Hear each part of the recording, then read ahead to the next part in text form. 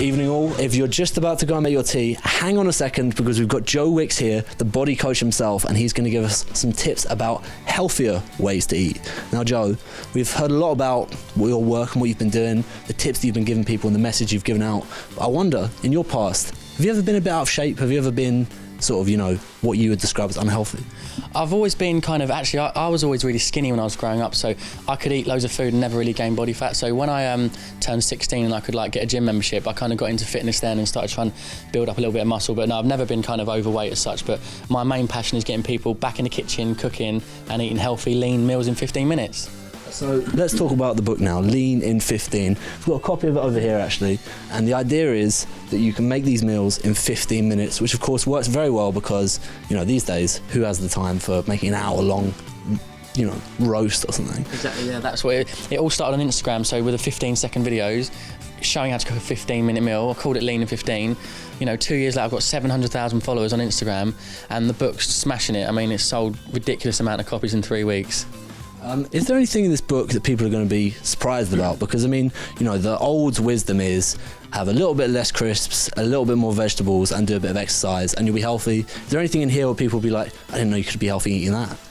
Yeah, very much so. So people are really programmed to kind of do low-calorie diets, really not eat a lot of food, and they cut out carbs and fats and all that sort of stuff. Whereas this book's like saying, do 20-25 minutes of high-intensity exercise, and you can eat carbs after you train. You can have burgers, pancakes, bagels, and fats as well, healthy saturated fats as well from certain things like eggs, coconut oil and stuff. It's all great if you eat at the right time and you're eating the right amounts. You can get lean and stay healthy and fit. A lot of people are saying you might follow in the footsteps of people like Jamie Oliver and work with the government to try and tackle obesity in this country.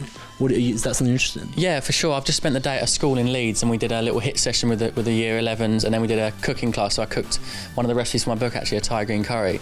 Because I think it's important to kind of teach kids and teenagers at a young age to cook what is good food, what is healthy, because you're going to take those habits into adulthood, right? So start them young, get them eating healthy, make it fun. I call broccoli midget trees.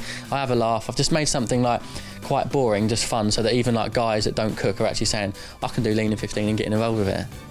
It sounds like definitely part of the solution moving forwards, but we've definitely got an epidemic in this country, even with the hard work of people like Jamie Oliver, things, and there are others as well, but he's such an iconic person who's tried to do this. The things have seemed to have just kept getting worse.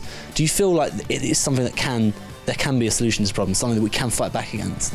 Definitely, there's so many people, getting obese, getting diabetes, and it's down to the fact that we've got a bit lazier, we're not doing as much exercise, we've got all our iPads, our iPhones, we're on WhatsApp, we're not going to the park, running around anymore. So that's one thing, and also combined with the fact that convenience food is everywhere. There's a KFC, there's a McDonald's just on every single corner, and fast food is cheap and convenient and it's quick, whereas I'm teaching people to basically get back in the kitchen and prep like a boss. So prepare your own meals, take control of your body, take your lunch to work, so you haven't got to eat out and get these meal deals and crisps and fizzy drinks.